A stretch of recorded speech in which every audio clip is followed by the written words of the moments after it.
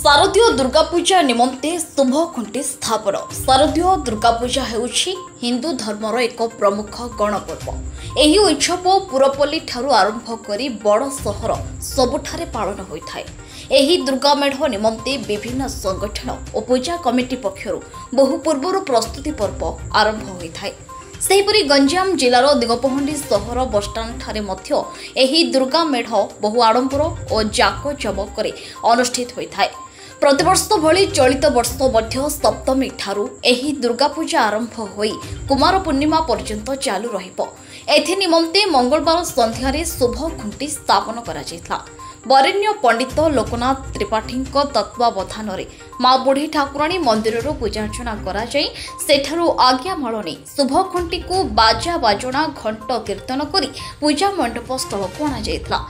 सेठारे शास्त्रीय विधि विधान करी पुराना बसस्टाण्ड ठारे शुभ खुंटी स्थापन करा जायथला। एही कार्यक्रम रे सभापति प्रशांत कुमार पुजारी, उपसभापति दीपक मिश्र, संपादक नंदराज बेहेरा, कोषाध्यक्ष कुना बेहेरा, उपदेष्टा बाबुला रथ, अशोक नंद, देवराज सेठी, प्रमोद पात्र, हरिकृष्ण गौड़ प्रमुख परिचालना दायित्व रे रहिसेंती। बसस्टैंड पूजा कमिटी तरफ समस्त को हार्दिक अभिनंदन जनाऊँगी। आज आमर सप्तमी तिथि रे शुभखुंटी माँ पाखु आज्ञामाला नहीं आसिलु। आसंता शुक्ल सप्तमी अष्टमी नवमी 3 दिन धरी आमर महा आडंबर रे पूजा हेबो। एठी दुर्गा पूजा हेबो, दशमी पूजा हेबो, बहुत बड़ भल भल प्रोग्राम हेबो, कार्यक्रम सुंदर सुंदर कार्यक्रम सब रही।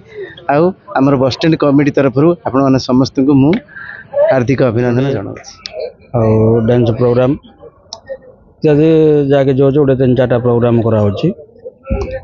बसस्टैंड देवपंडी बसस्टैंड वाणिज्य संघ धरिकी चाषाद union, auto union, taxi union सब यूनियन धरिकी पूजाटा करा होची। बहुत दिन आरंभ होइची यात्रा आम जानी नहरी पूर्व ये यात्रा आरंभ होइचे।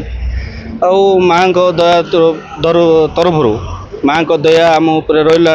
आज की 3 वर्ष है आम भी यात्रा तुले आसु। दशहरा मेढ़ केते दिन माँ रहिबे एथर कोन कार्यक्रम रही? सांस्कृतिक कार्यक्रम बाध्य रहिबो। आमर षष्ठी, सप्तमी, अष्टमी, नवमी एटी पूजा आउ ठाकुराणी यात्रा हुए प्रति वर्ष शारदीय पूजा। पूजा जोगु ये कुमार पूर्णिमा पर्यंत माँ एठी रहिबे।